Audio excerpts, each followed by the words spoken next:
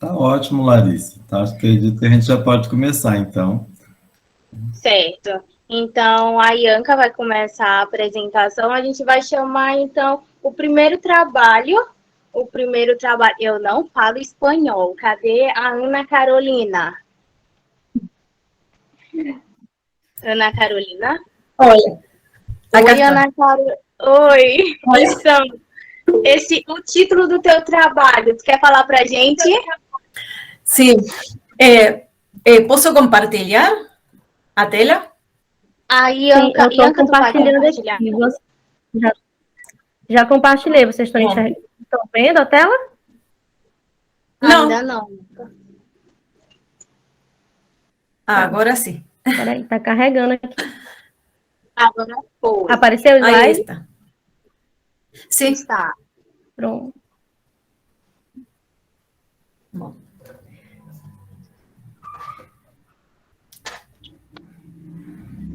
A ver se... Pessoal, Aí.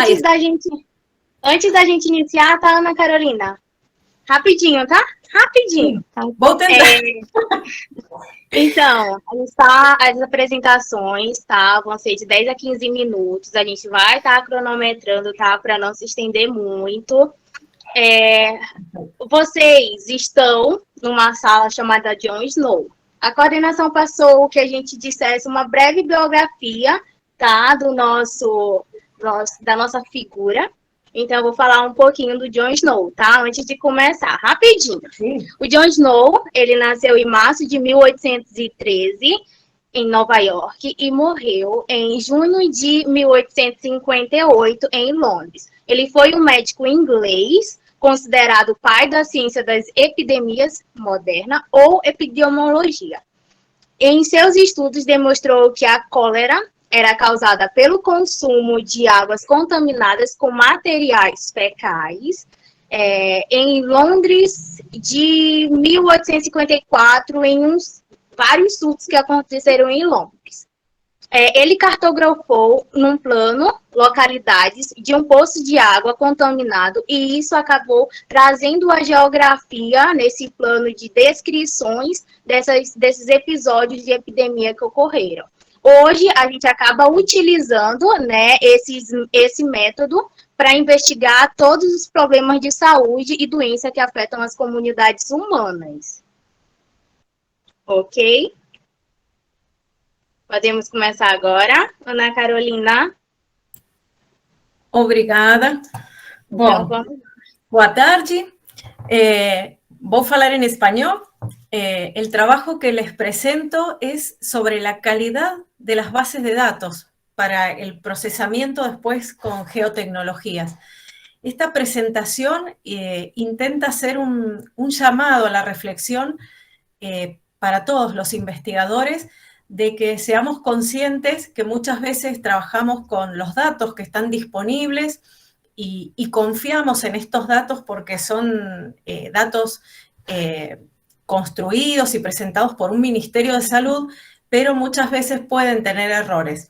Es difícil a veces acceder al origen de estos datos o conocer cómo fue la carga de esta información y uno puede estar muy confiado y después encontrarnos con una serie de problemas.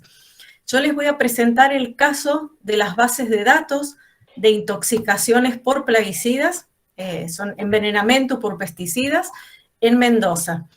Para quienes me conocen, saben que hace unos años estoy trabajando con los problemas en la salud que generan el uso de agroquímicos como concepto general. Y a medida que fui trabajando con estas bases de datos, empecé a descubrir algunos problemas que son los que les voy a presentar aquí.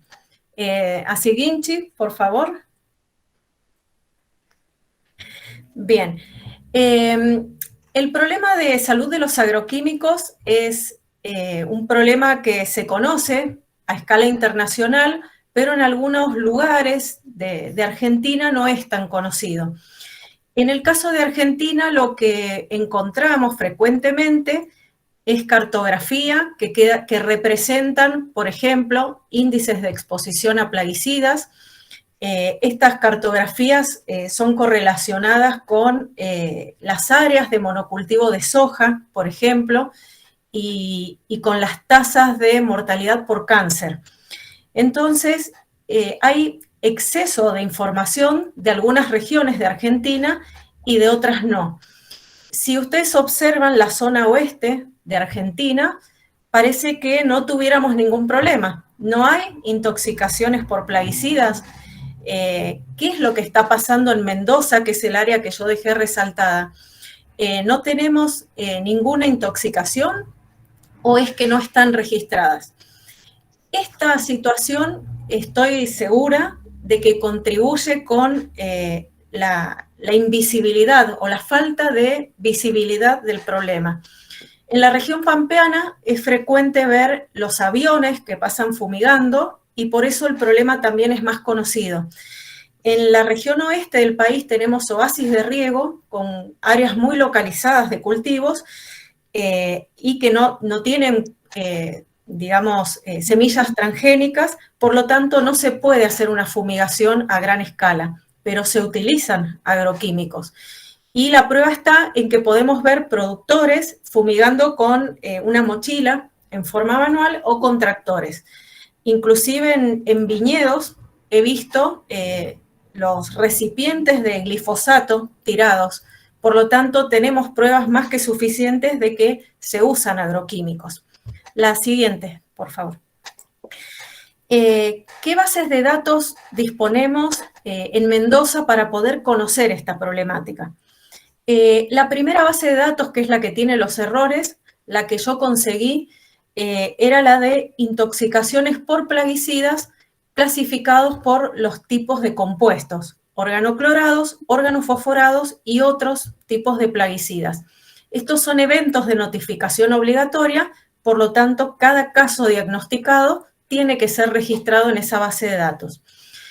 La base de datos inicial con la cual trabajé, que fue la del periodo 1993-2017, era una base de datos de acceso público. Uno ingresando al sitio web del Ministerio de Salud podía descargar los datos, la cantidad de casos por departamentos. Ahí tienen la provincia de Mendoza dividida en departamentos, por año y grandes grupos de edad, pero no tenía ninguna otra información adicional. Yo hice el trabajo, que fue el que presenté en Blumenau hace 2 años, y cuando solicité que me facilitaran más años, me encontré con que la base de datos ahora está centralizada en el Ministerio de Salud y solo pueden acceder los que tienen un cadastro, un registro oficial. Entonces yo solicité el acceso y me envían una base de datos que era más completa que la que yo esperaba. La siguiente, por favor. En esta base de datos que ellos me enviaron, no solo tenía las intoxicaciones por plaguicidas, sino también otras intoxicaciones. Por ejemplo, por monóxido de carbono, por medicamentos, por otros tóxicos. Me habían facilitado una base completa y además esta tenía información en otras columnas que me permitían a mí obtener otros datos. A partir de esta base de datos es que yo planteo este trabajo que les estoy presentando, en la cual me propuse como objetivo general conocer qué tiene esa base de datos, ahora que la podía ver un poco más cercana a su origen o con otra información, y tratar de identificar, y estos son los objetivos específicos, tratar de identificar cuáles son los vacíos de información, a dónde no hay información, y si alguno de estos datos a mí me permite corroborar que esas intoxicaciones sean por plaguicidas. Acá les presento los resultados. El primer problema que encontré es la falta de datos. Hay 2 columnas que son las de descripción del evento y de notas, que son optativas, los médicos no están obligados a completarnos, pero ofrecen información sobre el evento que están registrando. En la columna que es descripción del evento, encontré que hay más de un 60% de subregistro, y en la de notas del evento, el subregistro puede alcanzar el 80%. Es decir, no hay datos, simplemente están vacías. Este análisis cuantitativo se completó con uno cualitativo.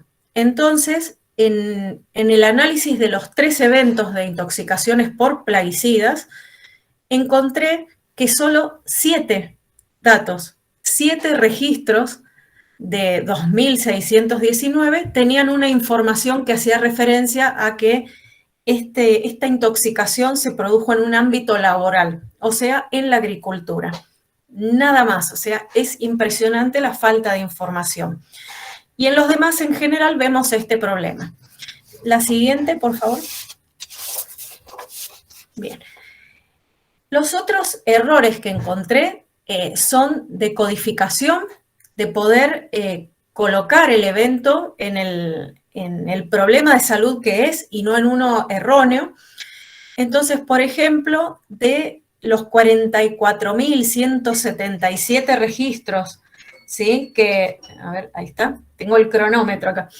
De esos 44.177 registros, había más de 1.400 que deberían estar registrados como plaguicidas.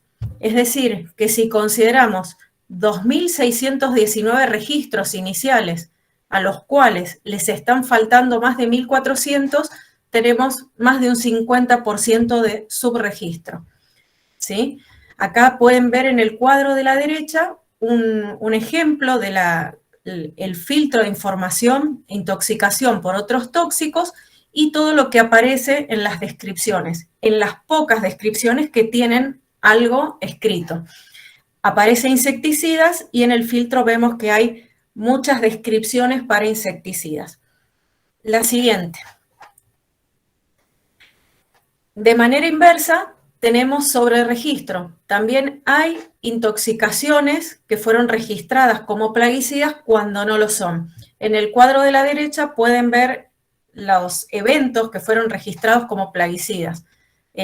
Queroseno, removedor de esmalte, trementina, tinta de aparelli, gasolina, algunas descripciones que no se comprenden, lustramóveis, intoxicaciones que no son plaguicidas y están mal registradas. La siguiente.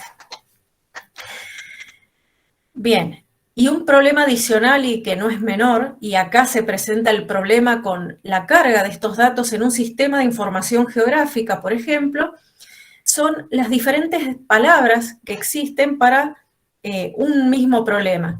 Por ejemplo, dentro del código 908, que es el de envenenamiento por otros tóxicos, encontré una cantidad infinita de intoxicaciones por plaguicidas, que por acá tengo el número, 1.275 registros que deberían estar como plaguicidas. Pero ninguno es registrado con el mismo concepto. Entonces, por ejemplo, para insecticidas, tengo insecticida, ingesta de insecticidas. Bien, obrigada. Intoxicaciones, RAID, Fuji, que son osnomis, las marcas comerciales de los productos, intento de autoeliminación por ingestión de insecticida, encuentro un motivo que no me aclara a qué se debía. Y a su vez, yo tengo las categorías agroquímicos, COFA, que es compuestos organofosforados, insecticidas. ¿Cómo hago yo para registrar estos eventos en categorías que son intoxicación por organoclorados, organofosforados? No tengo cómo saber cuáles de estos productos deberían estar clasificados en las otras categorías. La próxima, por favor. Bien, este es el problema que se presenta. Si yo intento trasladar esa base de datos a una clasificación automática, por ejemplo, a través de ARMAP, y clasificar con valores únicos para que arme esas clases, es imposible porque yo tengo diferentes denominaciones para un mismo tipo de intoxicación y que a su vez esa palabra insecticida no sé dónde clasificarla, en qué evento de notificación obligatoria. La próxima. Bien, acá para ir terminando, la pregunta que hice es, ¿cuál es el problema? ¿Dónde está el problema para tener esta base de datos con tantos errores? ¿Son los médicos que no conocen dónde clasificar? ¿Es un problema de carga de datos o el problema tiene otro origen.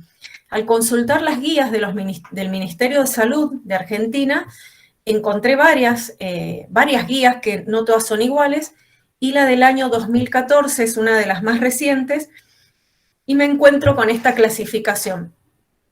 Yo puse colores a las palabras para que puedan identificar la cantidad de veces que dice insecticidas, insecticidas con fosforados, insecticidas fosforados, es lo mismo.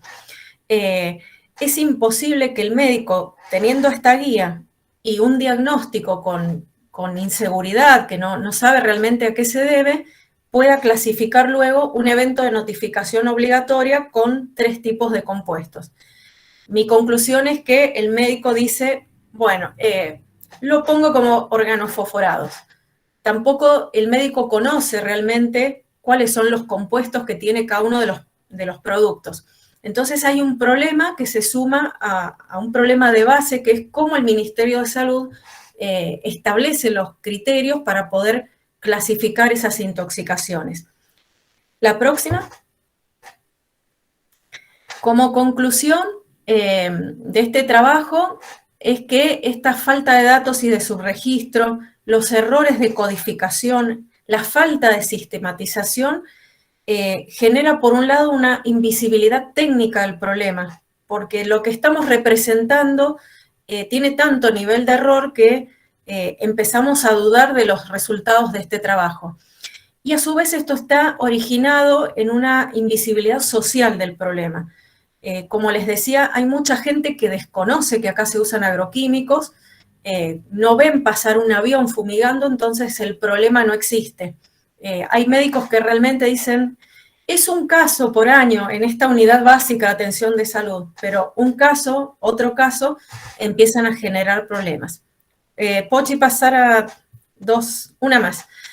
Entonces, las conclusiones son que si realmente tenemos seguridad de lo que estamos representando, si son válidas las conclusiones de nuestras investigaciones, porque yo tengo un volumen de datos importante que no puedo trasladar para hacer con una herramienta de geoprocesamiento, no puedo representar un mapa correctamente. Y a veces vemos mapas hermosos con colores que técnicamente están bien construidos, pero sabemos que muchos de esos datos tienen errores de base. Una más, por favor, la próxima. Ahí. Yo pensé si era factible corregir esta información, pero son 25 años de datos que tienen errores y sería sumar más errores a los que ya están. Por lo tanto, la propuesta es, digamos, proponer al Ministerio de Salud que haga cursos de capacitación y se vea la forma de intentar corregir estos diagnósticos y esta carga en las bases de datos. La próxima, y termino. Bueno, ahí tienen alguna bibliografía de esta presentación y una más, y me despido con una imagen del corredor productivo de Mendoza, una de las zonas con viñedos, de las zonas más importantes de la provincia, a Terra do Malbec, para los que no conocen. Obrigada. Ótimo, perfeito. Espero que se haya entendido meu espanhol. E seguiu o cronograma certinho.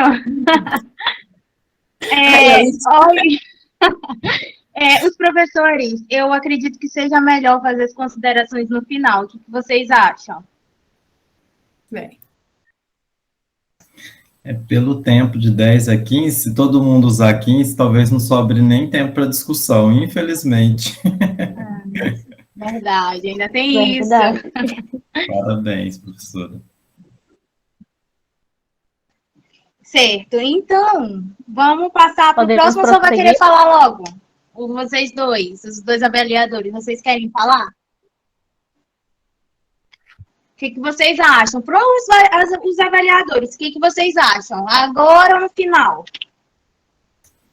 Isso, as arguições vão ser feitas tudo no final, né, em bloco, por conta do tempo. São só 2 horas para 7 trabalhos. Certo. E a gente, como avaliadores, também nem pode falar muito. Verdade. Então, vamos passar para o segundo. Focos de calor, queimadas e problemas respiratórios em Campo Grande, no período de 2014 e 2020. Boa tarde. A professora Vicentina é minha orientadora nessa pesquisa e isso faz parte da minha dissertação de mestrado ainda em desenvolvimento sobre as queimadas e os incêndios em Campo Grande. Pode passar, por favor? Bom, as queimadas, os incêndios e os focos de calor, eles representam um risco à saúde. Bom, é importante diferenciar esses conceitos. A queimada, ela necessariamente envolve a ação antrópica. Os focos de calor, eles são um indicativo, eles representam uma temperatura acima de 47 graus, que é detectada por satélite na superfície. E os incêndios, eles podem ser tanto de origem antrópica ou natural. Nesse sentido, geralmente as queimadas estão associadas à ação antrópica, tem como causa principal, e como consequência, a emissão de material particulado, agravo de problemas respiratórios, que influencia na qualidade de vida. E a finalidade é utilizada para renovação de pastagens e limpeza de terrenos. Em Mato Grosso do Sul, esses fenômenos estão associados à expansão agropecuária, a fatores climáticos e também geográficos. Pode passar, por favor. Em relação aos dados de focos de calor, aqui um comparativo em escala nacional, né? No Brasil, em 2019, foi 197.632 focos detectados. Em 2020, isso já passa de 200 mil focos. Já em Mato Grosso do Sul, também ocorreu um aumento de mais de 11 mil para mais de 12 mil em 2020. E no município, de 913 para 1.547 focos. Isso representa um risco à saúde e consequente impacto na qualidade de vida. Nesse sentido, as geotecnologias, elas auxiliam na análise da distribuição desse fenômeno a partir das imagens de satélite e mapas digitais. Pode passar, por favor. O objetivo geral é analisar a relação existente entre as queimadas e as doenças do sistema respiratório, no caso, na cidade de Campo Grande, a partir da comparação entre os casos de internações e os dados de focos de calor e variáveis climáticas. A variável climática utilizada foi apenas a precipitação. Como questão norteadora, as queimadas contribuem para o aumento da incidência correspondente às doenças respiratórias em Campo Grande, como metodologia, revisão bibliográfica e o levantamento de dados de focos de calor no banco de dados de queimadas do INPE. Pode passar, por favor. Aqui a localização de Campo Grande com as regiões urbanas, sendo estas Anhanduizinho, Bandeira, Centro, Imbiruçu, Lagoa, Prosa e Segredo. Pode passar, por favor. A fundamentação teórica. Pode passar também. E aqui os dados de focos de calor, como já havia mencionado antes. Por favor, mais um. E algumas pesquisas que foram desenvolvidas relacionando os efeitos das queimadas e as suas implicações na saúde, no período de 2010 a 2018, sendo constatado que a maior quantidade de pesquisas é realizada na Amazônia, tendo como principal grupo pesquisado idosos e crianças. Além disso, pesquisas também mostram os impactos dessas queimadas e incêndios na saúde, tendo como principal causa a ação antrópica. Pode passar, por favor. Aqui a tabela com o quantitativo de focos, que é possível observar que o ano com maior precipitação foi 2017, e o ano com maior quantidade de focos foi o ano de 2020, com mais de 1.500 focos. Mais um, por favor. Aqui a distribuição espacial desses focos, de 2014 a 2015, é possível observar que vai aumentando o quantitativo de focos e também a quantidade de focos na saída da cidade. Mais um, por favor. Aqui também o quantitativo vai aumentando e 2020 isso é bastante. Pode passar mais um. Aqui está muito pequeno, mas são as doenças do aparelho respiratório por local de internação, em que as doenças com maior notificação foram pneumonia, as doenças crônicas das amígdalas, a influenza, que é gripe, bronquite, efizema e outras doenças do aparelho respiratório, sendo que o ano com maior ocorrência foi o ano de 2016. Pode passar, por favor. Já para as considerações finais, nesse sentido, as informações de foco de calor, precipitação e as doenças do aparelho respiratório, a importância das pesquisas científicas em torno desse tema, já que representam um risco à saúde, né? Esse aumento de focos e, consequente, impacto na qualidade de vida. É isso, mais um. Obrigada. Obrigada, Bianca. Vamos passar para o próximo. Análise da distribuição espacial em município prioritário para ações de vigilância e controle da leishmaniose visceral, exemplo de utilização de geotecnologia aplicada à saúde. Boa tarde a todos, novamente, né? Então, como eu disse, esse é um dos resultados obtidos por um projeto que nós temos de monitoramento da leishmaniose visceral em municípios prioritários na região de saúde de Presidente Prudente. Então, nós pegamos um município, né, como é um município, uma distribuição mais intensa, né, ele é um centro core de dispersão, que é o município de Dracena, então nós usamos ele como estudo, tá?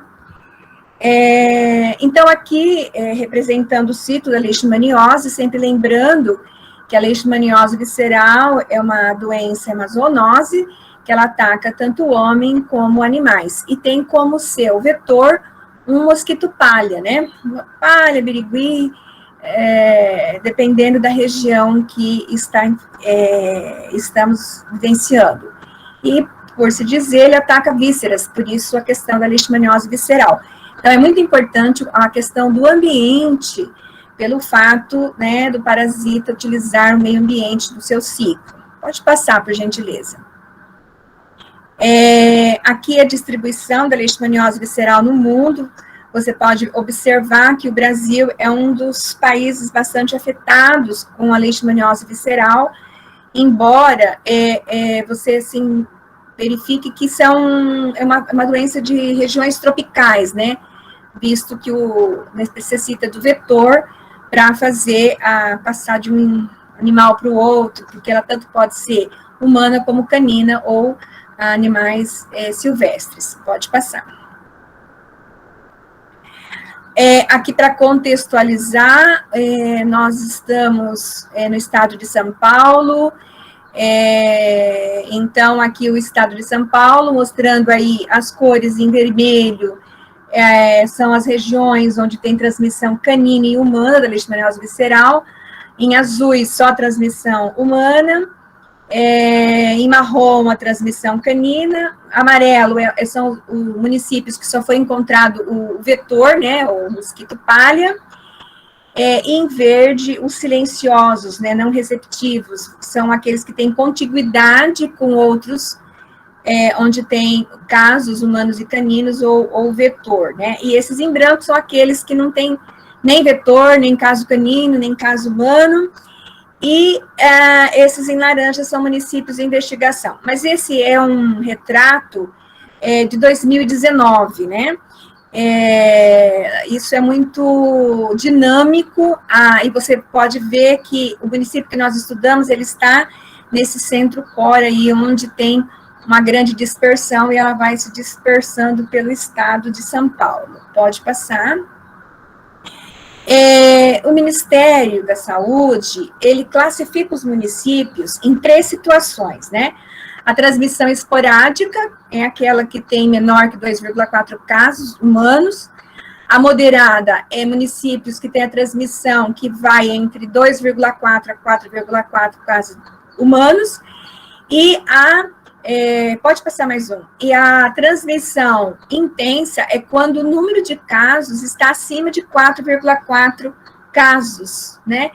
Isso é considerado dentro de um triênio. Então, é feita a média de 3 anos de transmissão. Ok? Pode passar. Tudo que é feito dentro na questão da leishmaniose está centrado no Programa de Vigilância e Controle da Leishmaniose Visceral, tanto na escala federal, como na escala do estado, como na escala local, no município, ele contém 3 pilares, né? Diagnosticar e tratar precocemente os casos humanos. O outro pilar é monitorar e reduzir a densidade de população de flebotomíneos, que é o vetor, é o mosquito palha.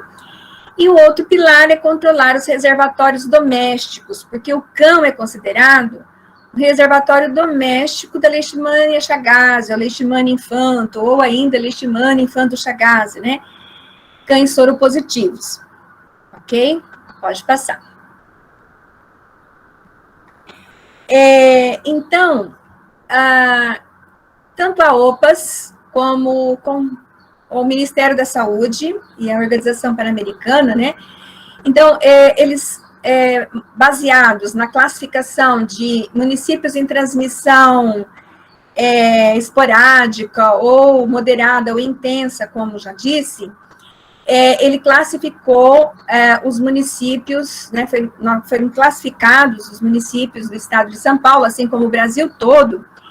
E o Ministério da Saúde, junto com a OPAS, houve um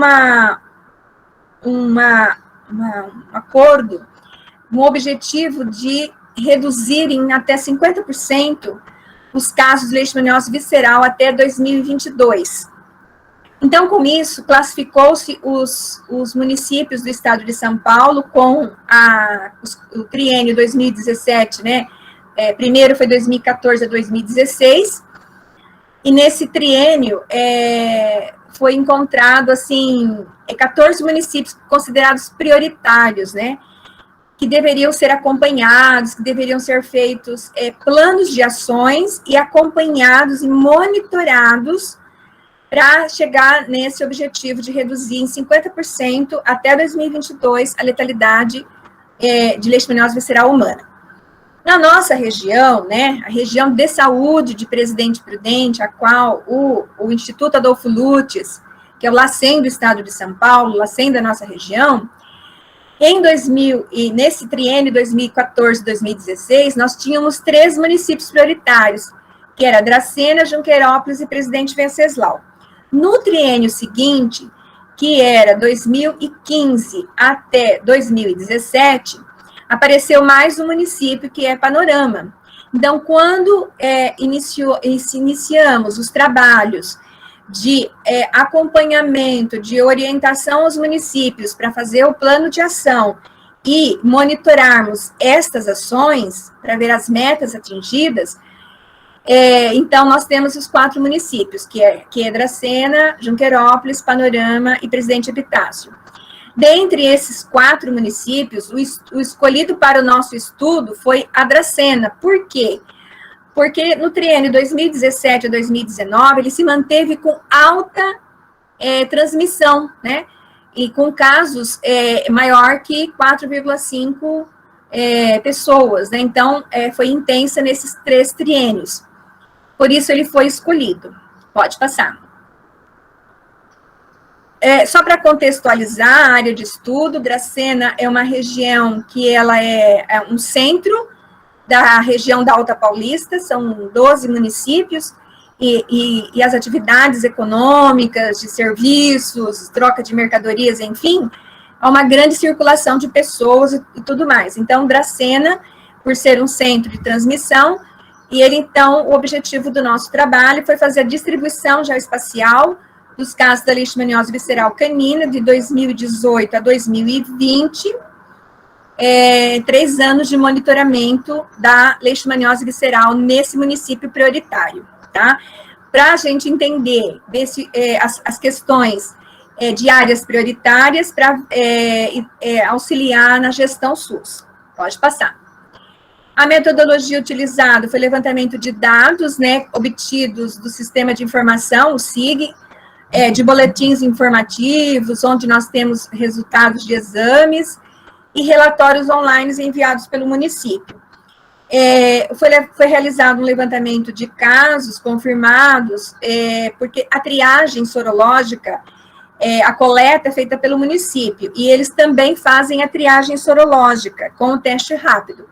Dando positivo, eles encaminham para o LACEN para confirmar com o exame de ELISA. Então, o mapeamento foi feito com os casos positivos, os casos confirmados de leishmaniose visceral canina no município de Dracena, no período de 2018 a 2020. Foi utilizado, né, planilhas em Excel, e também foi utilizado o sistema, pode passar, foi utilizado o mapeamento por quadras, né, então esses animais foram identificados, seu endereço para mapeamento por quadras, tá? Os casos humanos foi tirado do próprio município ou do CVE, do site do CVE, e foi utilizado, né, uma estatística descritiva e o ArcGIS para fazer o mapeamento. Pode passar.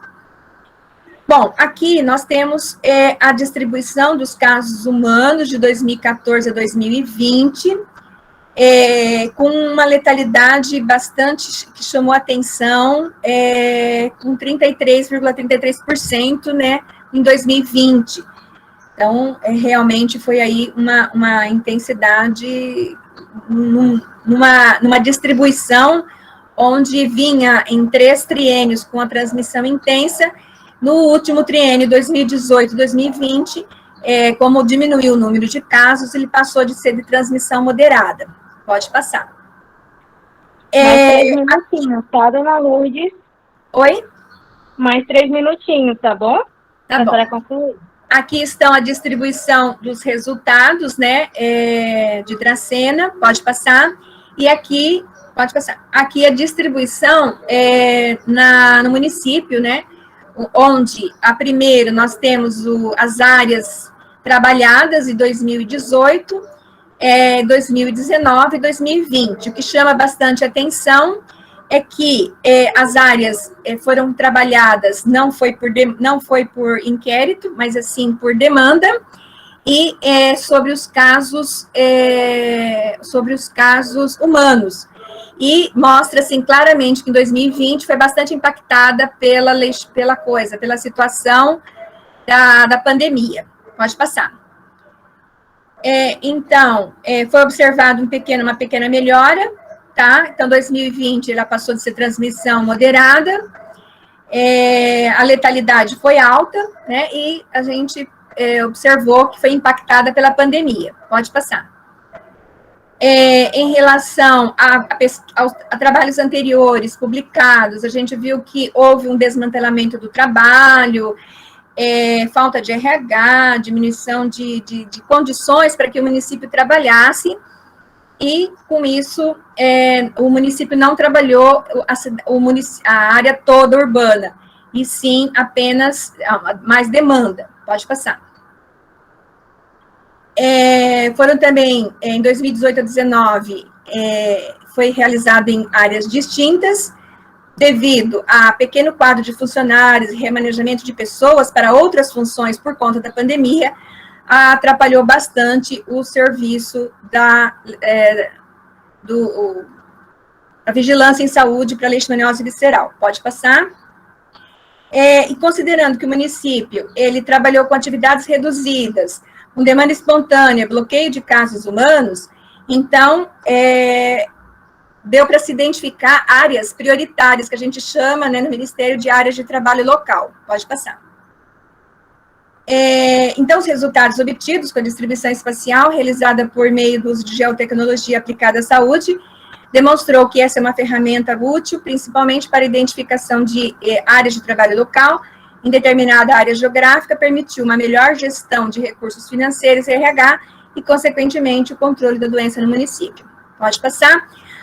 Aí o meu contato e o contato da minha aluna, Carolina. Obrigada. Muito bem. Então, vamos ao próximo. O próximo trabalho é iniquidades no acesso dos idosos a cuidados de saúde primários, o efeito do modelo de urbanização na área metropolitana de Lisboa, Portugal.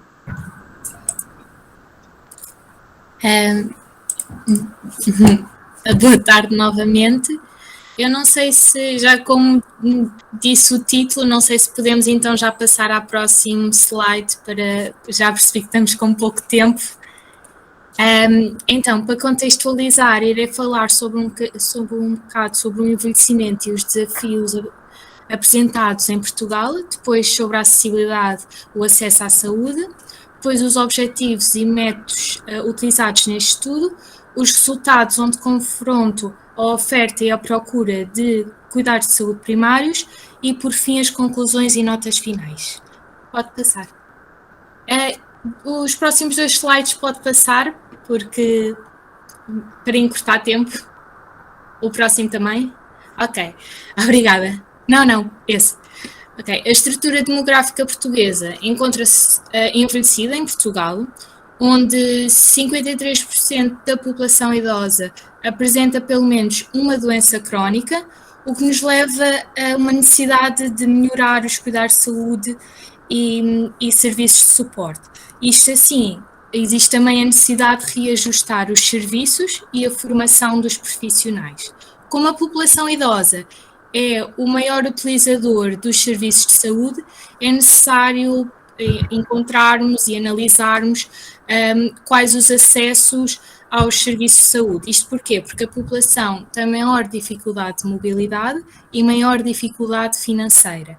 Daí é necessário melhorar o acesso aos cuidados de saúde primários, eles que promovem a saúde e prevêem doenças futuras. Assim, o acesso ao serviço de saúde ganha relevância acrescida. Peço desculpa. Tenho de passar.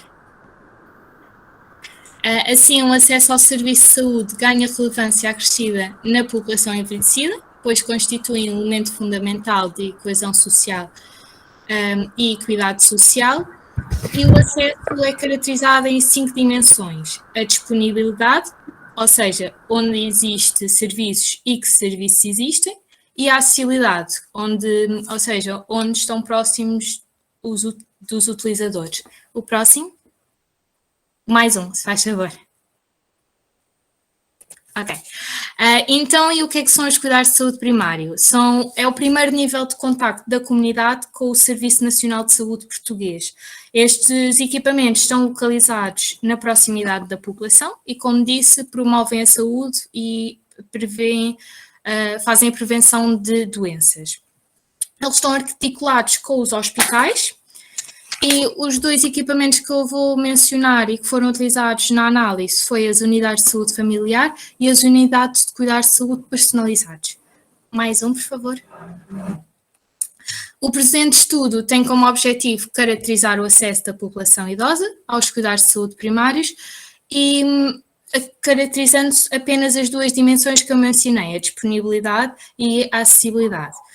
Depois, confrontar a oferta desses serviços com os padrões de procura e identificar as dinâmicas territoriais e associá-las às diferentes condições socioeconómicas dos idosos, o seu agregado familiar, o modo de transporte e o tipo de serviços de saúde que eles utilizam. Mais um, por favor. Ok. A área de estudo é a área metropolitana de Lisboa, que é a capital, onde está incluída a capital, tem elevada densidade populacional e um elevado número de famílias unipessoais com mais de 65 anos. Mais um, por favor. Para este estudo, realizou-se um cálculo de distância física e o tempo de deslocação aos serviços, considerando o modo pedonal e o modo rodoviário. Isto levou-nos à criação de isócrones com diferentes intervalos de tempo, distância-tempo, e assim confrontar a oferta, que é comparar os valores dos potenciais populacionais cobertos pelos equipamentos, com a procura, que é os inquéritos realizados à população idosa residente na AML. Mais um, por favor. Neste estudo, utilizou-se os inquéritos realizados na tese de doutoramento da minha colega Ana Louro, onde apenas utilizámos os agregados que incluíam os idosos, em diferentes áreas da coroa da AML, de acordo com a distância ao centro. Pronto. Mais um, por favor. Mais um. Ok, obrigada. Aqui conseguimos perceber que fizemos uma análise onde comparávamos a população ativa, ou seja, que caminha bem, que é do lado direito, e aquela que a população idosa, que é aquela que, como é expectável, apresenta mais dificuldade na sua locomoção e na sua caminhada, e aí as isócronas, como é visível, são menores. Daí ser necessário também fazer este tipo de estudos. Mais um, por favor. Aqui conseguimos perceber que, como é visível, existe uma relação entre o potencial populacional e a concentração de equipamentos, sendo mais localizado nas áreas centrais, como é expectável. Conseguimos também analisar que os equipamentos que estão abertos até às 18 horas e às 20 em dias úteis e aqueles que estão abertos aos fins de semana e feriados até às 14 horas, a maior população servida é aquela que está localizada na CROA 1. Mais um, por favor. Ao analisarmos as acessibilidades, é visível que 30% da população que se desloca a pé consegue atingir um equipamento de cuidados de saúde primários até 15 minutos, 40% consegue atingir entre 15 a 30 minutos de deslocação a pé. Já ao falar sobre o modo rodoviário, 99% da população consegue atingir um equipamento de cuidados de saúde primários até os primeiros 15 minutos. Mais um, por favor. Mais outro. Ok. Aqui, relativamente à procura, aquele era só para identificar onde é que foram realizados os inquéritos, mas também já foi no outro slide. Aqui, relativamente à amostra, conseguimos perceber que, relativamente ao agregado familiar, mais de metade da população idosa reside sozinha e 23,5% da população vive apenas com o cônjuge, ou seja, existe um grande isolamento por parte da população idosa. Relativamente ao rendimento, 21% da população apresenta baixo rendimento. Sobre a procura de serviços, quase metade da população utiliza os serviços que estão localizados na sua freguesia de residência. 21,3% utiliza os serviços de saúde que estão localizados noutra freguesia, mas que são do mesmo município. E 18% utiliza os serviços de saúde que estão fora do seu concelho, do município. Relativamente às acessibilidades da amostra, 35,2% da população que se desloca a pé consegue atingir um equipamento até 15 minutos e 14,3% da população consegue um equipamento de cuidados de saúde primários entre 15 a 30 minutos. Ao falar de o modo rodoviário, transporte individual, conseguimos perceber que 48,1% consegue atingir até um quarto de hora, 28,6% consegue atingir entre 15 a 30 minutos e 33,3% atinge entre meia hora a uma hora um equipamento de cuidados de saúde primário. Mais um, por favor. Assim, conseguimos, através de um modelo de urbanização da área metropolitana portuguesa, da área metropolitana de Lisboa, conseguimos perceber uma grande discrepância nas áreas que existe, ou seja, no centro da cidade a população idosa desloca-se mais a pé, mas também mais de carro. Isto porquê? Porque a população que se encontra no centro da cidade apresenta uma maior capacidade económica e de escolaridade, o que leva também a um melhor acesso aos serviços e a menos tempo. Já na periferia, como é áreas com menor densidade populacional, as deslocações a pé são menores e utilizam mais o transporte individual. No nosso estudo conseguimos verificar duas realidades, que há muita população idosa que vai aos centros de saúde de natureza privada. Estes encontram-se não na proximidade e aí eles têm de se deslocar a uma maior distância de tempo e ter de usar o automóvel. Conseguimos também perceber, através dos resultados, que os territórios de ocupação dispersa apresentam, como eu referi, uma menor densidade populacional, o que influencia também a localização dos equipamentos, ou seja, há menos equipamentos porque também há menos população e edificado. Como a rede de transportes públicos também é menos densa, ou seja, passa menos autocarros, existe uma maior utilização do carro por parte da população idosa. Mais um, por favor. Assim, conseguimos concluir que existem 3 fatores de influência nos padrões de acesso e procura por parte dos idosos aos serviços de saúde. O primeiro é a organização do território, que está incluída na organização em CROAS da AML, devido à sua densidade populacional. Depois, as influências socioeconómicas, como o rendimento, o agregado familiar e a posse do automóvel, e a percepção, ou seja, como é que a população idosa tem a percepção do seu nível de saúde e qualidade de vida. Mais um, por favor. Ok, agora aprofundando um bocadinho melhor estes fatores que anteriormente referi. O primeiro fator, que é o modelo de urbanização na AML. O centro de Lisboa apresenta uma maior densidade populacional e de edificado, uma maior concentração de serviços de cuidados de saúde primários, e as áreas de influência que atuam os centros de saúde, ou seja, os cuidados de saúde primários, são menores. Já na periferia, como a densidade populacional é menor e o edificado é mais disperso, existe uma menor procura por serviços de saúde. Isto porque as áreas de influência também são mais extensas, o que leva a que a população tenha de percorrer uma maior distância de tempo.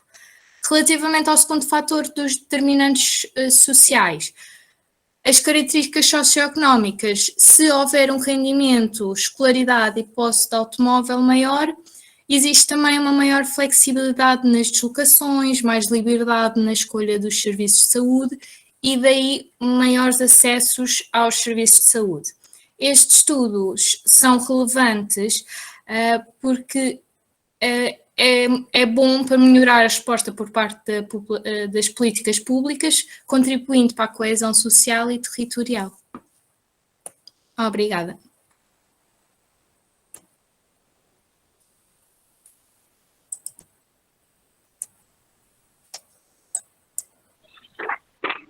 Oi.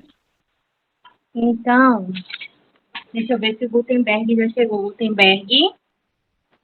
Oi, já estou aqui. Ah, já está aqui? Então tá. O trabalho dele agora é a correlação espacial entre hanseníase e tuberculose em um município do Nordeste brasileiro. 15 minutos. Pode começar. Ok, obrigado. Primeiro, boa tarde a todos e a todas. Dizer que é uma satisfação estar aqui nesse 10º Simpósio Nacional de Biologia da Saúde. Meu nome é Gutenberg Dias, eu sou professor aqui da Universidade do Estado do Rio Grande do Norte. Tenho alguns trabalhos na área de Geografia da Saúde, não é meu foco principal de atuação, mas tenho alguns trabalhos, principalmente trabalhando com hanseníase, tá? E esse trabalho especificamente ele fala sobre a correlação espacial da hanseníase e tuberculose no município de Mossoró. Mossoró é um município de quase 300 mil habitantes no oeste potiguar, no oeste do Rio Grande do Norte, né, já na divisa aqui com o estado do Ceará. E é um município que é endêmico tanto para... Você pode passar? Próximo. Ele é endêmico tanto para hanseníase quanto tuberculose, tá? Então a gente tem vários casos ao longo dos anos. A hanseníase, especificamente, né, que é esse que eu falei, que vai ter um trabalho maior, mais efetivo com ela. A gente já estuda há algum tempo aqui na cidade, e especificamente uma doença que tem uma doença infecciosa, é crônica, ela atinge principalmente, né, grande parte dos pacientes, eles são, principalmente os multibacilares, né, você tem dois tipos, multi e paucibacilar, mas o multibacilar especificamente, de uma forma mais agressiva, tá, mas podendo causar deformidades, inclusive aqui no município a gente tem altos índices de deformidade, né, com grau 2 de incapacidade, tá? E, como no Brasil, Mossoró também, no estado do Rio Grande do Norte, tem uma taxa de incidência também muito elevada de hanseníase, tá? Próximo. A tuberculose também, né, ela segue uma lógica parecida, inclusive as duas doenças têm transmissão por vias aéreas, tá? Então, a tuberculose, ela é adquirida por contato. Geralmente, essas áreas, eu mais na frente vou mostrar um pouco da cidade de Mossoró, São áreas que têm uma questão de vulnerabilidade socioambiental também com níveis mais elevados. Não está dentro desse trabalho especificamente, mas a gente já tem também trabalhos executados com relação à vulnerabilidade socioambiental do município, e isso a gente faz algumas correlações, tá? A tuberculose no Brasil, como a hanseníase, elas são doenças de atenção, né, da atenção básica, e o Brasil, nesses últimos anos, né, principalmente 2015 até 2019, existe uma crescente, um aumento, né, na taxa de incidência da doença, tá? Então, é uma doença que já tem por parte do SUS, uma atenção, né, voltada para ela, mas a gente agora também começa a ter essa mudança, né, do quadro epidemiológico, ou seja, um aumento da doença no Brasil como um todo, e se reflete também nos municípios endêmicos. Tá? Próximo. A metodologia do trabalho. Né? A gente já vem trabalhando, como disse vocês, com a parte de hanseníase, então nós temos muitos dados na área de hanseníase, e tuberculose, na realidade, foi um trabalho que foi desenvolvido para uma monografia de um aluno, e quando nós terminamos, eu terminei, comecei a avaliar a parte, né, como era que poderia ser, parecia muito a assinatura, ou seja, onde a doença estava. Então, a gente decidiu especificamente aqui fazer essa junção, fazer uma análise conjunta, ou seja, onde é que a doença estava inserida no município. Tá? Então, é um trabalho quantitativo, basicamente, ou seja, a gente olha para dentro do município e espacializa os dois agravos, tá? Uma população, né, que nós tivemos, né, no período de 2014 a 2018, então foi o período estudado, para as duas doenças. Nós temos 472 casos novos, só estudamos os casos novos, tá? De hanseníase, e 591 casos novos de TB no mesmo período. Então, são também equivalentes, ou seja, as doenças, ou seja, os casos novos que são ano a ano, você tem uma equivalência também de quantitativo. Tá? A base de dados que a gente está utilizando é a base do SINAM, né, e também alguns estudos prévios que nós já vimos aqui, outros que foram feitos aqui também por outros pesquisadores aqui na nossa região. Tá? E para fazer a geolocalização, a geocodificação, nós utilizamos aí o software ArcGIS, associado também com o próprio... fugiu o nome agora. Mas, e o Google Earth Pro, tá? Para poder fazer a transformação e fazer a localização desses pontos. Tá? A gente já tinha outros trabalhos feitos, inclusive, em termos de localização, trabalhos mais anteriores, da época de 2001, 2005, nós fizemos com coleta de GPS, ponto a ponto, então a gente tem um conhecimento bem prático aqui da cidade, né, da localização, principalmente de hanseníase, onde a doença está já localizada, né, há algum tempo. Tá? E nós fizemos a elaboração de mapas e pontos de densidade para poder fazer essa comparação entre os dois agravos. Próximo. Então, o primeiro resultado é que esses são os dois mapas, tá? Os dois agravos. Do lado de cá é o da... não lembro para ver aqui, mas é a tuberculose, tá? E hanseníase. Nós tivemos dos 591 casos, né, notificados de TB, nós só conseguimos georreferenciar ou geocodificar 432, tá? Isso corresponde a uma taxa de 73%. E dos casos de hanseníase para o período, dos 472, nós conseguimos fazer a geocodificação de 405. Né? Então, isso mostra, especificamente aqui, e bate também com os dados que nós temos anteriormente, que existe, a própria ficha de notificação tem problemas sérios.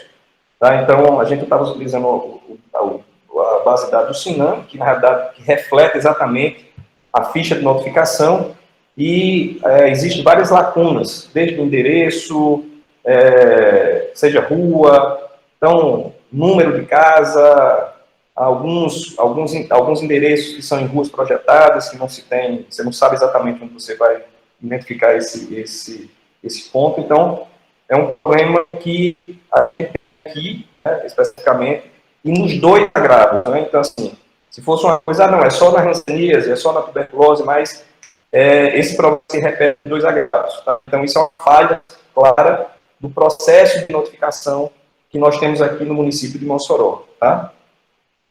Uma coisa também é que a gente viu que a distribuição espacial dos casos de hanseníase e tuberculose, eles estão dispersos no âmbito da área urbana e tem uma concentração específica, se vocês olharem aqui a ponta do mouse, são essas zonas aqui, essas áreas, que são as áreas mais antigas do município, tá? São bairros mais antigos, onde você tem um contingente populacional muito maior, mais concentrado, e aí isso aí também faz conexão, tanto com a hanseníase, tanto com a tuberculose, que é com relação a você ter aglomerado de pessoas, tá?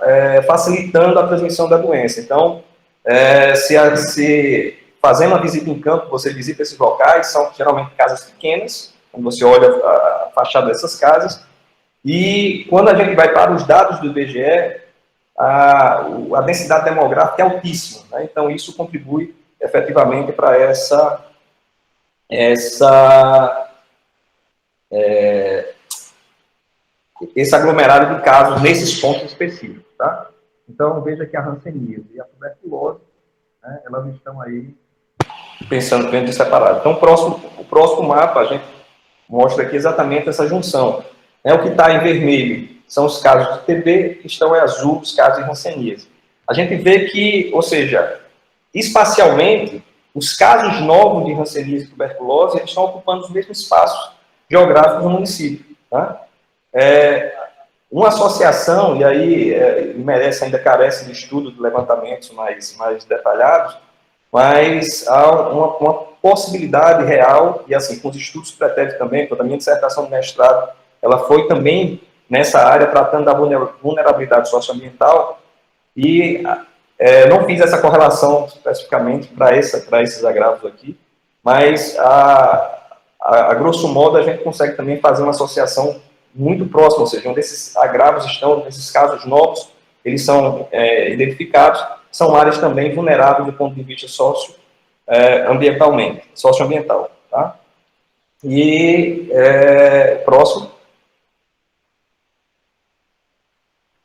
Aqui é um mapa que a gente foi desenvolvido com relação para entender, né, a concentração desses casos, onde é que eles estavam, e aqui também a gente repete, né? Então a densidade, usando a densidade de Kernel, né, você vê que a assinatura espacial é muito compatível, né? Essas áreas aqui específicas mais vermelhas, onde você tem a maior concentração de casos, elas estão associadas a esses bairros que estão aqui, Lagoa do Mato, tá? Que é aqui, ó, Lagoa do Mato, Belo Horizonte, esse outro aqui, Santo Antônio, Barrocas, Bom Jardim, e se repetem nas duas doenças, tá? Então, veja que é muito, muito parecido, tá? A gente não fez isso aqui, análise estatística, para poder fazer especificamente para esse trabalho, é mais uma correlação, ou seja, olhando espacialmente, vendo onde é que essa doença estava e como ela se comporta. Então, o que a gente vê claramente é que essa assinatura, quando você faz a parte de densidade de Kernel, as doenças estão basicamente no mesmo lugar, ou seja, as concentrações, onde tem a maior quantidade de casos, mais próximos um do outro, eles estão em áreas iguais no município. Então, isso mostra claramente essa associação entre a tuberculose e a hanseníase aqui no nosso município. Próximo. Então, assim, o que é que a gente vê especificamente? Primeiro é que essa correlação, ela é um ponto que, para a gente, inclusive para mim, que eu não trabalhava com tuberculose, a gente fez isso aqui e fez essa junção agora, então a gente conseguiu ter essa noção que, ou seja, essas doenças estão próximas umas das outras. Então, isso, primeiro ponto, é que para o serviço de saúde no município, um dos caminhos é que estudar, ou seja, desenvolver ações específicas, né, de erradicação das doenças de forma conjunta, ou seja, as campanhas que se tem de forma individualizadas, de hanseníase, de tuberculose, mas elas devem ser nos mesmos locais, então é possível pensar também ações conjuntas para diminuição de custos, aumentar a eficácia e eficiência, né, das ações de saúde nesses locais específicos, tá? A gente viu, como eu já mostrei, né, essa questão dos agravos, né, das notificações, que são problemas que a gente já tem esse conhecimento na hanseníase, mas na tuberculose também, a gente passa a entender também que é um problema de notificação, então que o município merece também fazer uma avaliação do ponto de vista de notificação, de como é que está sendo feita essa notificação, para que o dado chegue completo, né, na base de dados do SINAM, tá? E não tenho dúvida que com esse levantamento, ou seja, o próprio município, ou seja, a espacialização da doença, da tuberculose, principalmente, ajuda muito ao desenvolvimento das ações, das estratégias de saúde, ou seja, identificar as áreas onde você tem maior concentração de casos e desenvolver ações específicas para essa doença, principalmente a tuberculose. A Hanseníase já tem um desenvolvimento com base nesses dados de trabalhos anteriores, então acredito que vai gerar, né, o desdobramento dessa pesquisa em outros estudos pode ajudar muito a questão da Secretaria de Saúde nas ações em saúde do município. Então, era isso que eu gostaria de apresentar a vocês, agradeço o tempo, o espaço, tá, e fico à disposição depois para perguntas, se for.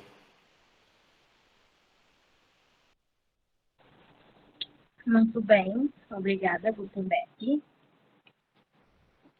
Vamos passar agora para o nosso 6º trabalho, análise intraurbana da incidência e mortalidade por Covid-19 na cidade de Maringá, Paraná.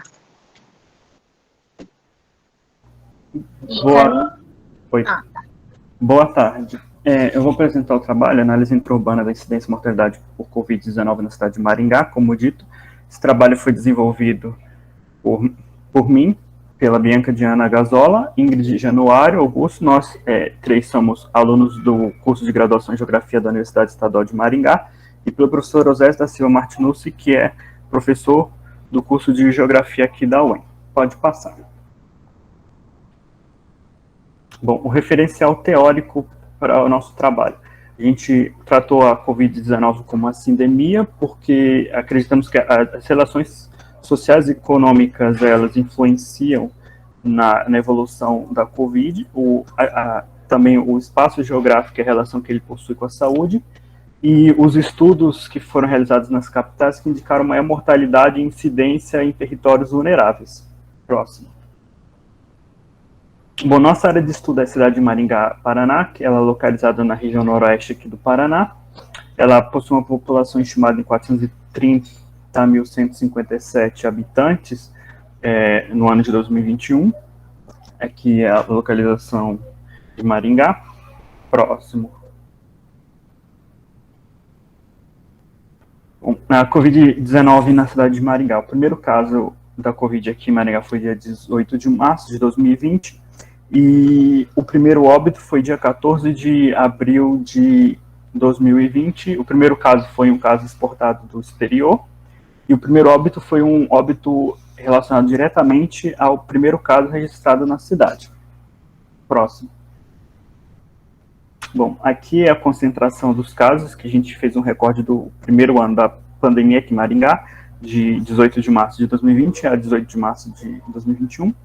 Bom, os casos de Covid tiveram maior concentração na região central da cidade, que compreende o bairro da Zona 7 e Zona 6, e tivemos uma pequena concentração de casos mais ao sul da cidade, nos bairros da Zona 1 e Jardim Aclimação.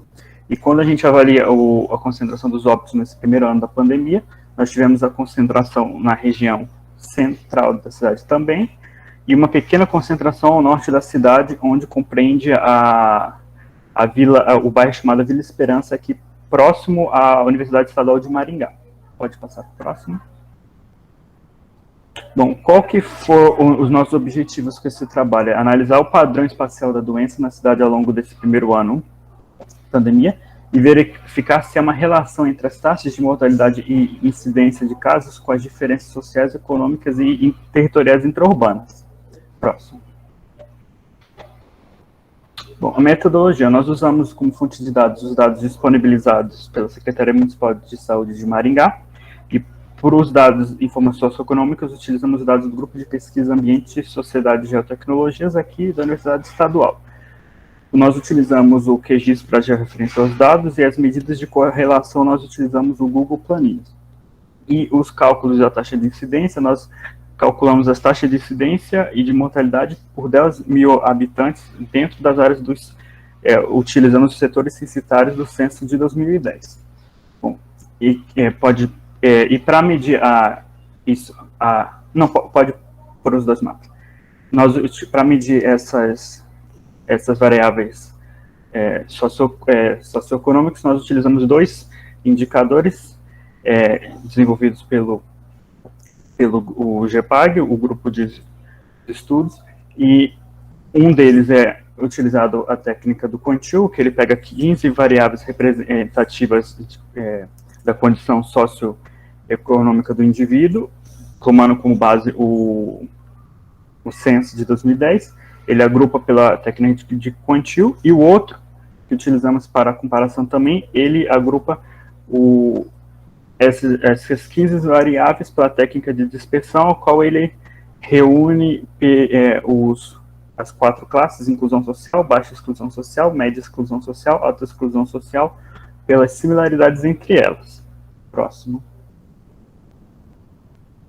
Bom, metodologia. Para a gente medir o grau de correlação entre os índices de inclusão e exclusão social e as taxas de incidência dos casos positivos e do óbito, nós aplicamos o coeficiente de Pearson para realizar esse cálculo.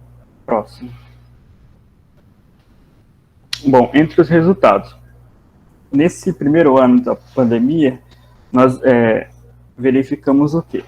Que a maior parte, quando a gente analisa aquele primeiro indicador, o D15, que era o primeiro mapa da esquerda, nós verificamos que a maior quantidade dos casos e o maior percentual dos óbitos ocorreram nos setores censitários da cidade em que se caracterizavam como de baixa exclusão social.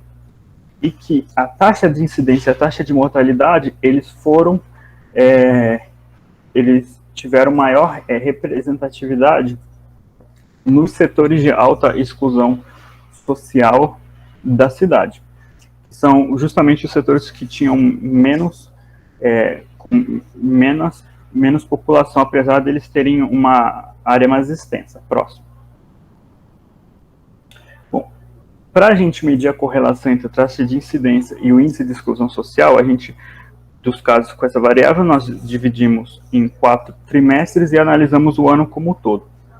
E como o coeficiente de Pearson, quando ele dá alta correlação quando ele atinge 1, baixa correlação nula quando ele atinge 0, e esses foram os resultados que obtivemos analisando o ano e os trimestres desse primeiro ano da pandemia, utilizando a variável D15, que é de dispersão. Próximo. Bom, e quando a gente analisa a taxa de mortalidade, ela foi feita apenas para um ano, porque aqui na cidade de Maringá a gente teve uma concentração maior os óbitos foram ocorrer mais no final desse primeiro ano de pandemia, e a taxa de correlação, a correlação entre a mortalidade e esse índice de exclusão foi menos 0,024. Próximo. Bom, e quando a gente analisa aquele Q15, que é o mapa da esquerda, que agrupa os indicadores pela técnica do Quantile, nós verificamos que os casos ocorreram nas áreas mais entre os setores de inclusão social e média exclusão, e que essa mesma lógica foi seguindo os setores com maior população, foram os que registraram maior taxa de incidência e a maior taxa de mortalidade por 10 mil habitantes. Próximo. E quando a gente avalia a incidência dos casos com o índice de exclusão, verificamos uma correlação praticamente nula e negativa entre essas duas variáveis. Próximo. E quando a gente verifica a correlação entre a taxa de mortalidade e o indicador do Quantile de índice de exclusão, ele verifica que houve a correlação menos 0,036 para esse intervalo de um ano. Próximo. Bom, e as conclusões que tiramos é que as áreas de maior vulnerabilidade identificadas através daquela técnica de dispersão são as taxas, tem taxas de incidência e mortalidade muito superior aos demais setores, que eu vou mostrar um pouco mais daqui a pouquinho. E no primeiro ano da pandemia, a distribuição dos casos e dos óbitos não se explicou de modo linear pelo gradiente socioeconômico da população da cidade de Maringá. Próximo.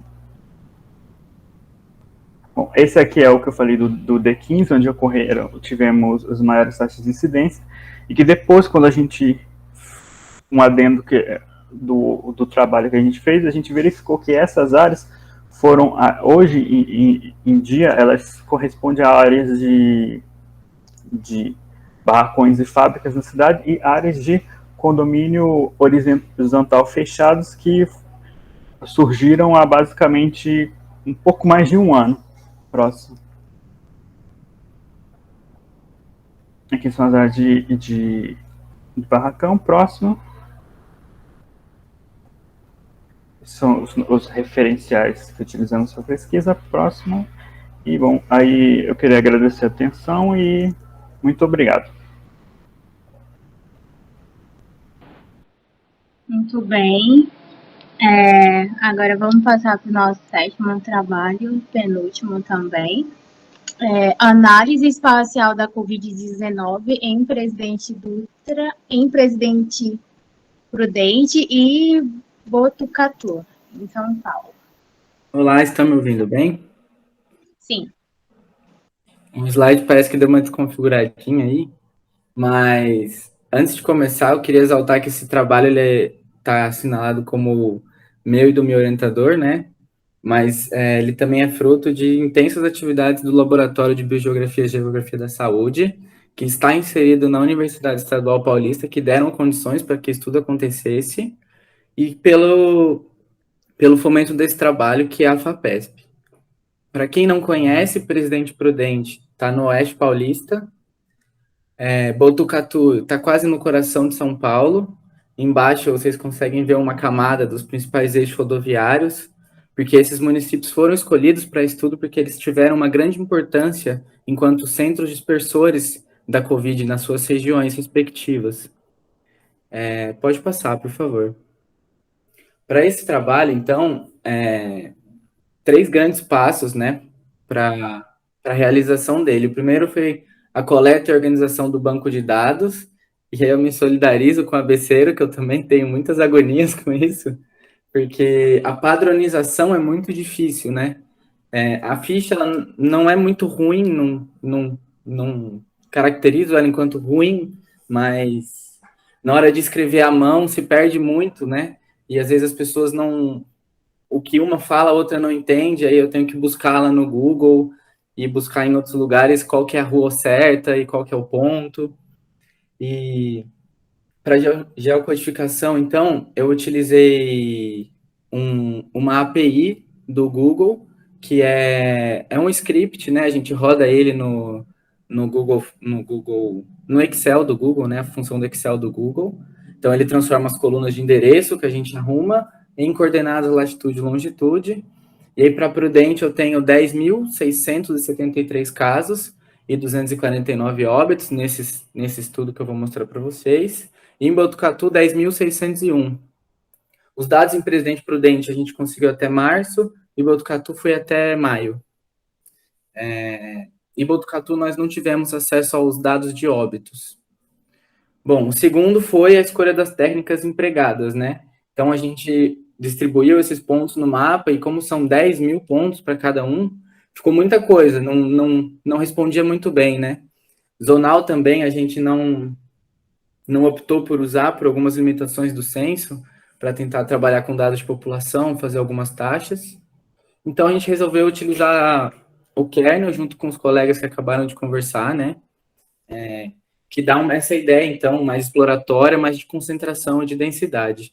E, por fim, a elaboração de fato dos produtos, né? Considerando escala, a semiologia, o tamanho da folha, enfim, umas coisas mais de layout. Pode passar, por favor. E aí, já trazendo os resultados, do lado esquerdo a gente vê Presidente Prudente, os dados de 8 de abril a 31 de dezembro, e ao lado direito, de dia 1º de janeiro a 12 de março de 2021, né? A gente fez esse recorte em 2 anos diferentes. Então, o raio para a interpolação foi de 800 metros, foi de uso arbitrário, a gente testou diversos raios para chegar nesses raios, para não ter essa superfície muito contínua, também não muito fragmentada.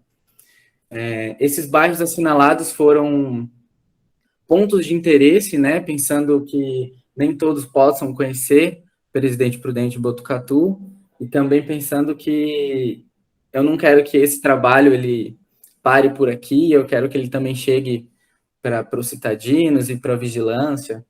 Então, no primeiro momento, pôde-se evidenciar em 2020 uma concentração muito grande no centro, para o sul, ao leste da cidade de Presidente Prudente, né, essa grande mancha. E alguns focos pontuais ali no bairro da Ana Jacinta e no Coab. O Ana Jacinta e o Coab, que está assinalado pelo 4 e 5, são esses bairros muito verticalizados aqui em Presidente Prudente, né? Então tem muito adensamento de pessoas. Então esse é um fator que a gente associa, né? A gente não correlacionou eles neste trabalho, mas a gente associa que pode estar influenciando, então, essa dinâmica dos casos confirmados. E no centro da cidade a gente tem bastante idosos e fluxo de pessoas, o comércio está muito concentrado ali também. Então a gente imagina que esse fluxo de pessoas saindo da periferia ao centro, né, nos deslocamentos dos próprios pêndulos na cidade, sejam algumas das influências desses resultados exploratórios aqui. E aí, em 2021, a gente já vê um deslocamento dessa grande concentração do centro para o que a gente chama de periferia geométrica, né, da cidade. Então, adensa-se os casos nesses bairros mais verticalizados e diminui-se essas concentrações no centro da cidade. Pode passar, por favor. Para os óbitos, como os dados eram muito poucos, a gente agregou ele de todos, né, desde o dia 8 ao dia 2020, desde 8 de 2020 até 31 de fevereiro de 2021, porque uma característica importante para usar o kernel é porque a gente precisa de um tamanho amostral, né? Então a gente definiu no mínimo 100 para poder ter uma explicação visual interessante. Os óbitos, eles se parecem bastante com a densidade dos casos em 2021, que nessa zona central é onde se concentram as maiores pessoas idosas no nosso município, né? Então, que são as pessoas que são mais suscetíveis a serem acometidas ao óbito pela doença, né? E aí também tem bastante concentração nesses bairros da periferia geométrica, que são esses bairros verticalizados, né, que eu contei para vocês, e que a gente associa a alguns outros fatores, né? Pode passar, por favor. Aí em Botucatu, então... pode voltar um. Isso, agora em Botucatu, a gente vê esse mesmo padrão que eu falei para vocês em Presidente Prudente, né? Em um primeiro momento, a esquerda 2020, a direita 2021. Então, no primeiro momento, a gente vê um adensamento no centro da cidade, e os bairros elencados são pontos de interesse também, como a Unesp e o centro da cidade, mas esses outros são todos conjuntos habitacionais, que é uma característica que a gente evidenciou de diferente de Presidente Prudente, que não é exclusivamente os conjuntos habitacionais, as áreas onde tem conjuntos habitacionais, que é onde a gente tem maior quantitativo de casos, mas em Botucatu, sim. E esse padrão não muda muito de 2020 para 2021, a não ser o adensamento na periferia geométrica e um desadensamento no centro da cidade. Então, esses municípios eles se comportam um pouco diferente, mas tem muitas semelhanças entre si, pensando a espacialização dos casos. Pode passar, por favor. Pode passar.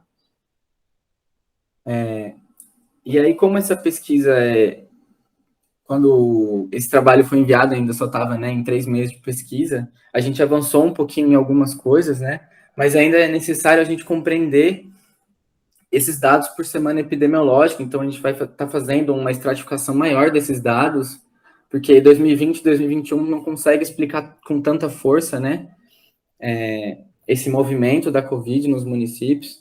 Então, a gente está levando em conta os casos, óbitos, a incidência, a mortalidade, a letalidade, e aí, posteriormente, fazer uma correlação entre esses dados, né, com algumas técnicas mais rigorosas para a gente tentar evidenciar a relação, né, da Covid-19 e as determinantes sociais de saúde, né, que são essas variáveis que não são propriamente em si sobre saúde, uma saúde dura, né, mas que influenciam no comportamento da população e na condição da vida delas, né. Entre essas, a gente elenca, né, a partir das bibliografias que estão aí abaixo, a raça e cor, o sexo, as comorbidades, né, enquanto muito importante, não muito para para você ser infectado pela doença, mas sim a óbito, né? Pessoas que têm tuberculose, fumantes, pessoas que têm hipertensão, são diabéticas.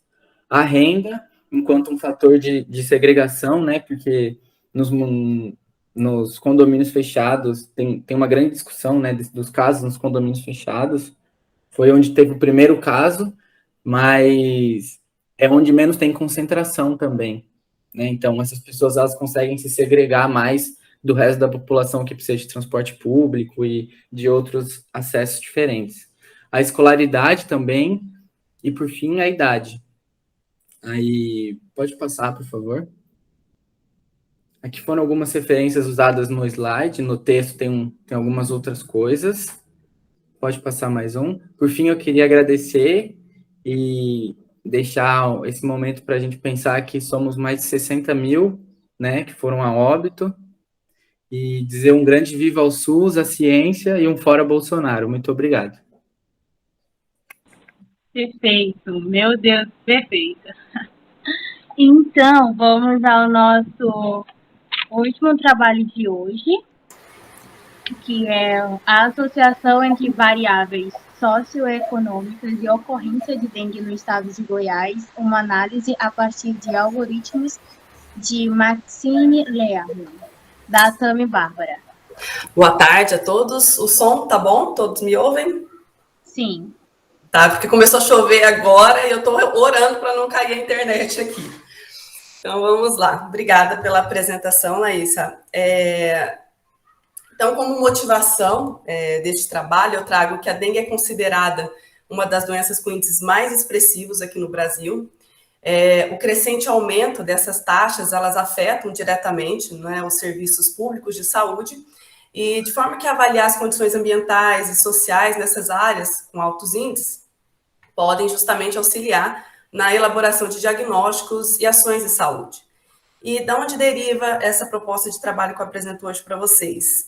Um dos resultados da minha proposta de tese de doutorado aqui na UFG, no IESA, que é a construção de um índice social de saúde para doenças negligenciadas no estado de Goiás, e se eu conseguir avançar para uma escala a nível Goiânia, municipal. De forma que, como objetivo para este artigo, estabeleceu-se identificar variáveis socioeconômicas mais importantes para a predição de taxas de prevalência de dengue nos municípios do estado de Goiás. Pode passar. Então, apenas para contextualizar, no período entre 2010 e 2018, nós tivemos entre 70 casos a cada 100 mil habitantes no estado, chegando em alguns municípios a atingir 2.500 casos a cada 100 mil habitantes. De forma que alguns municípios do estado se encontram até numa condição de hiperidêmica, de risco com relação às taxas de prevalência de dengue no estado. Pode passar. Por metodologia, eu utilizei dados do Sinam para o cálculo das taxas de prevalência de dengue nos municípios do estado. Ainda para calcular essas taxas, eu utilizei projeções populacionais disponíveis no IBGE e do Censo Demográfico de 2000 e 2010, e de 38 variáveis socioeconômicas, também disponível no banco de dados do IBGE, para o ano de 2000 e 2010, é uma lista extensa de variáveis, que está especificada mais no artigo em si, mas dizem respeito à condição de saneamento básico, renda, analfabetismo, raça, taxa de imigração, e além dos dados do IBGE, eu retirei a taxa de imigração também da Fundação João Pinheiro, que eles têm dados mais atualizados. Então, eu calculei a taxa de prevalência para 2 períodos específicos. Pode voltar, por favor? Obrigada. De 2000 a 2009 e de 2010 a 2018, para evitar flutuações aleatórias com relação aos dados disponíveis. Esses dados foram trabalhados no software R, um software de estatística gratuito, 70% dos dados para treino e 30% para validação. Para modelagem dos resultados, eu trabalhei 3 algoritmos de Machine Learning, Random Forest, XGBoost e KNN. E para auxiliar na interpretação dos resultados, eu defini alguns parâmetros limiares, tá? Com relação aos níveis de importância gerados pela modelagem, eles foram normalizados de 0 a 100. Para a interpretação da condição de variável alta, valores acima da média de distribuição, baixa, valores abaixo da média de distribuição. E para as condições de taxa, alta acima de 1.000 casos a cada 100 mil habitantes, média de 500 a 1.000 casos e abaixo de 500 casos a cada 100 mil habitantes. Por fim, nós trabalhamos a discussão entre os resultados das taxas espacializadas e um índice de vulnerabilidade social já elaborado pelo Instituto Mário Borges, aqui no estado de Goiás, para todos os municípios. Pode passar. Como resultado, para verificar qual dos algoritmos foi mais interessante para a nossa análise, nós utilizamos o coeficiente de determinação, que é o R², e a partir desses resultados, então, nós obtivemos que o algoritmo que teve melhor predição foi o Random Forest, com R² de 0,5, e as 5 principais variáveis, apenas para destacar estas, foram domicílio sem banheiro, domicílios com até 2 banheiros, pessoas sem rendimento, população alfabetizada, renda média de 1 a 2 salários mínimos. Pode passar. No geral, o que observou-se a partir desses resultados? Que as condições das variáveis se contrapõem às condições das taxas de prevalência. Ou seja, onde eu tenho as melhores condições dessas variáveis, eu vou ter as maiores taxas de prevalência. Onde eu tenho as menores condições dessas variáveis, eu vou ter as menores taxas de prevalência. Pode passar. Como a gente pode observar no mapa, então, no primeiro mapa com as classes em tons de laranja, para mim aparece em laranja, não sei se é o mesmo tom para vocês, as áreas onde a gente tem as maiores taxas de prevalência no estado se concentram na região central, indo para o sul e sudoeste, e são áreas onde, quando a gente compara com o mapa de índice de vulnerabilidade social, são as áreas que têm menos vulnerabilidade social, ou seja, são áreas que têm um desenvolvimento econômico maior, melhores condições de alfabetização, melhores condições de desenvolvimento e de saneamento básico também. Pode passar. Então, com base nos resultados e no critério de R², nós obtivemos, então, que o Random Forest foi um algoritmo que se desempenhou melhor para a predição das variáveis. Nesse modelo, as variáveis que apresentaram importância com relação às condições, às taxas de prevalência foram condição de renda, alfabetização e condições de saneamento básico, no entanto, numa perspectiva inversa de vulnerabilidade. E há que se destacar, no entanto, que quando eu falo de 0,5, eu estou falando de 50%. Né? Então, há que se analisar com mais afinco, mais calma, trazer mais dados, mais trabalhos para discussão, até por conta da importância que se tem um trabalho com a finalidade de instrumento de planejamento de ações de saúde. Então, eu acredito que aqui é só uma etapa, né, do trabalho que eu ainda tenho para desenvolver, mas já traz alguns resultados interessantes para mim, tá certo? Pode passar. Eu agradeço a atenção de todos. Eu gostaria de aproveitar esse finalzinho de apresentação para agradecer em especial a comissão organizadora do evento. Eu estou com um bebê de 3 meses e eu não tenho rede de apoio em Goiânia, só eu e meu marido. E meu marido, quinta-feira, dá aula em 3 períodos, que era o dia que eu estava agendada para apresentar.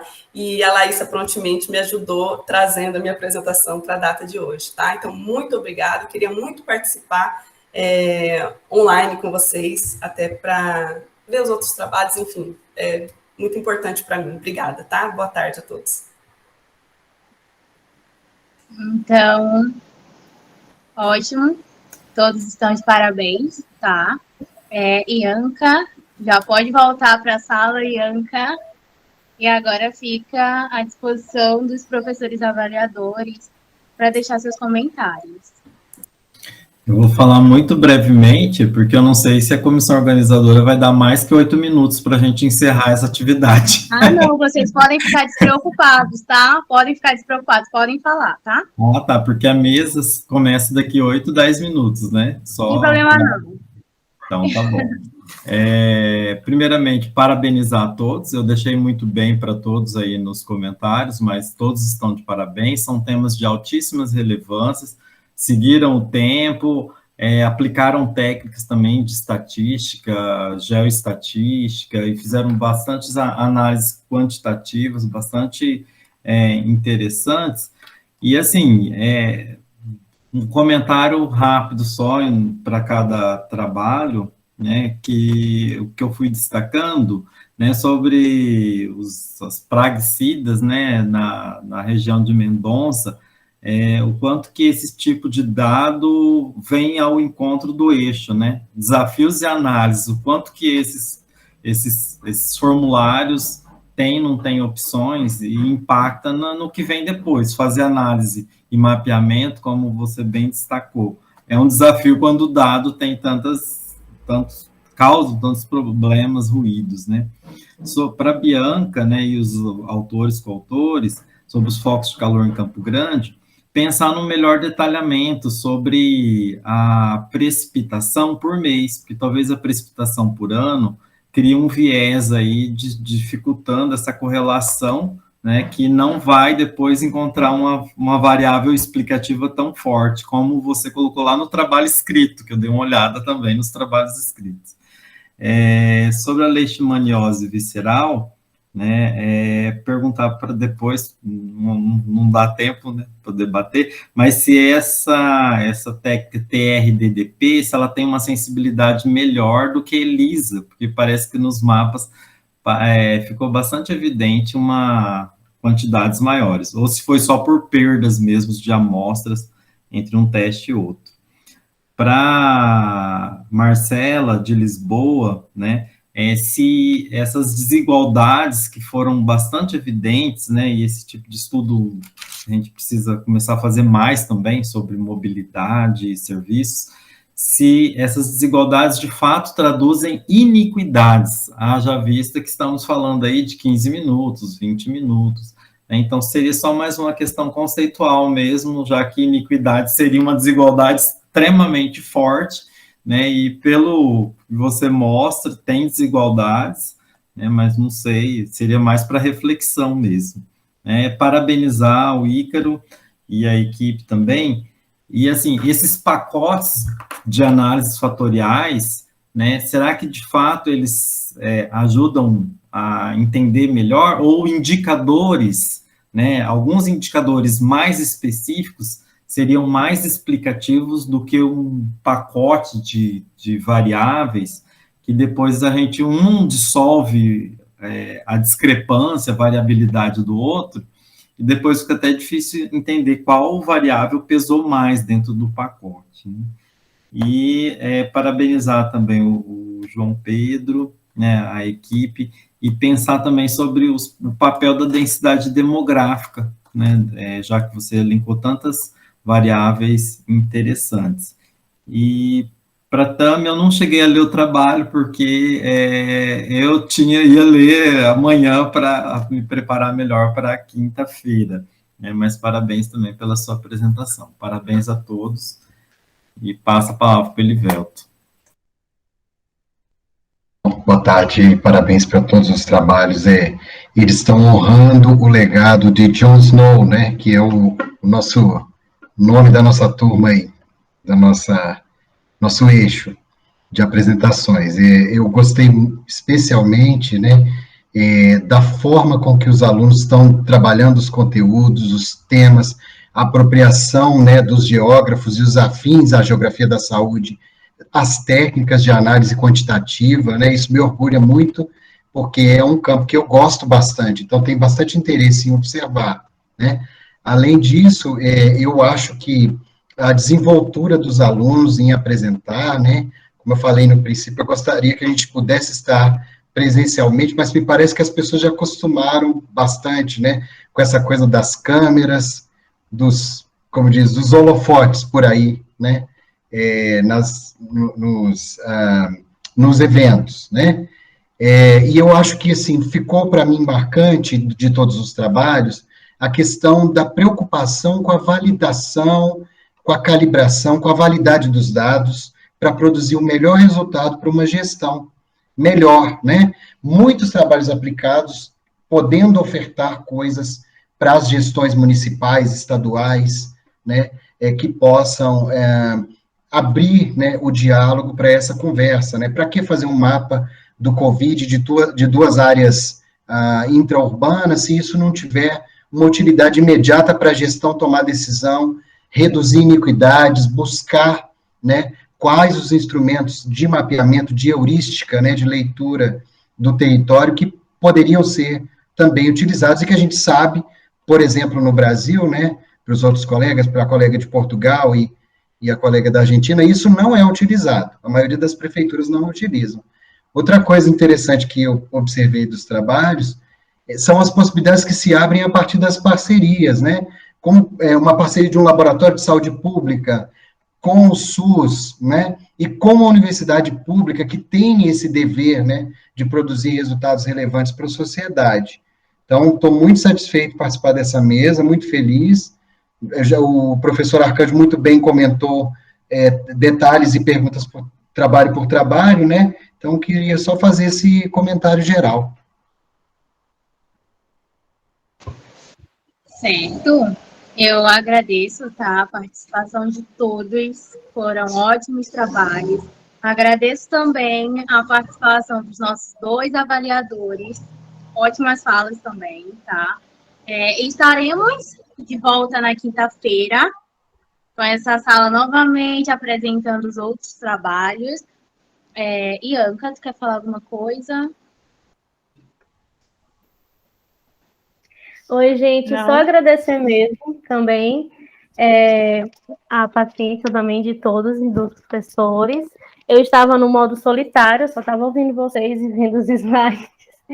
Aí eu estava conversando com a Laís, vai falando com o pessoal no chat, porque aqui eu não posso sair do comando, mas agradecer, né, a presença de todos e parabenizá-los, porque foram excelentes trabalhos. Parabéns. Parabéns, pessoal. E essa gravação, tá? Ela vai estar disponível no YouTube. A gente ainda vai ver como é que vai funcionar isso, porque a gente ainda vai enviar, tá? Vai estar disponível no YouTube. A nossa sala, ela não tem vídeos, tá? São slides mesmo e as pessoas, elas vêm apresentar, não tem vídeos, porque tem salas que tem vídeos e esses vídeos vão estar apenas disponíveis mesmo pelo YouTube. Na nossa sala não tem isso, tá bom? São apresentações mesmo. Então, na quinta, estaremos de volta apresentando o restante dos trabalhos. E é isso. Eu deixei a lista de frequência, tá, dos apresentadores no chat. E agora a mesa 2, viu, pessoal? Gostaria de vê-los na quinta-feira também, cumprimentar o colega Zé de Maringá, porque creio que com 6 trabalhos, daí vai dar tempo da gente discutir um pouquinho melhor e voltar, talvez, nessas discussões de hoje também. Um abraço a todos. Um abraço, pessoal. Até a mesa 2. Tchau, tchau. Tchau, tchau. Um abraço, tchau a todos. Leir, buenas tardes. Boa tarde, Miguel. Que ótimo te ver aqui. Ah, saiu.